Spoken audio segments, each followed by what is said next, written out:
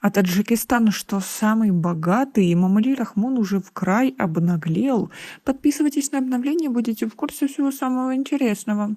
Президент Мексики Андрес Мануэль Лопес Обрадор заявил, что спустя 4,5 года сумел продать самолет своего предшественника. «Я информирую народ Мексики о том, что сегодня был заключен договор купли-продажи президентского самолета», написал Лопес Обрадор 20 апреля в Твиттере. Согласно официальным данным, власти Таджикистана заплатили почти 2 миллиарда песо. Это $92 миллиона за президентский Boeing 787 Dreamliner. Лайнер заказал бывший глава Мексики Фелипе Кальдерон в 2012 году. Президентский Boeing 787, приобретенный за $220 миллионов, прибыл в Мексику в феврале 2016 года, когда страной уже руководил Энрике Пенья Ньето. Эксперты говорят, что самолет относится к классу люкс и считается самым экономичным и современным из всех, которыми пользуются главы государств мира. Власти Таджикистана о покупке президентского лайнера не сообщили. Какая таджикская авиакомпания приобрела самолет президента Мексики, пока неизвестно.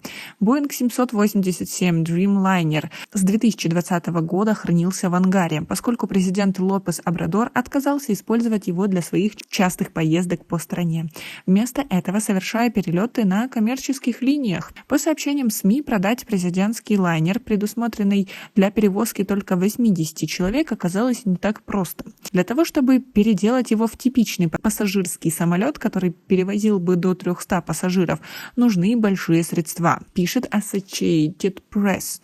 В 2019 году президент Мексики пытался продать лайнер США за $130 миллионов, но покупателя так и не нашли. За обслуживание самолета в США пришлось заплатить около $1,5 миллиона. Власти Мексики даже хотели разыграть президентский самолет в лотерее. «Мы счастливы», заявил президент Лопес Обрадор после продажи президентского лайнера и добавил, что вырученные средства пойдут на строительство 2 больниц в беднейших штатах Мексики – Геррера и Оахаке. Как вы относитесь к такой ситуации? За эти деньги можно построить 2 больницы. И возникает вопрос, откуда у Таджикистана такие деньги? Понятно, что самолет класса люкс не пустят на пользование обычных граждан. Скорее всего, на нем будет летать Эмомали Рахмон или бизнесмены нашей страны. Они сильно много ли для них? $92 миллиона? И чем президенту уже не нравится его самолет? Он что, главный магнат Центральной Азии, что должен летать на самых дорогих самолетах?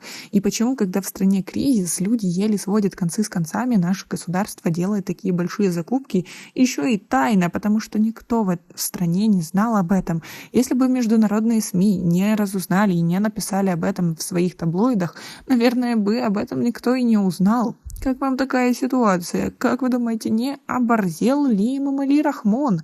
У нас пока на этом все. Оцените наше видео подпиской и лайком. До скорой встречи.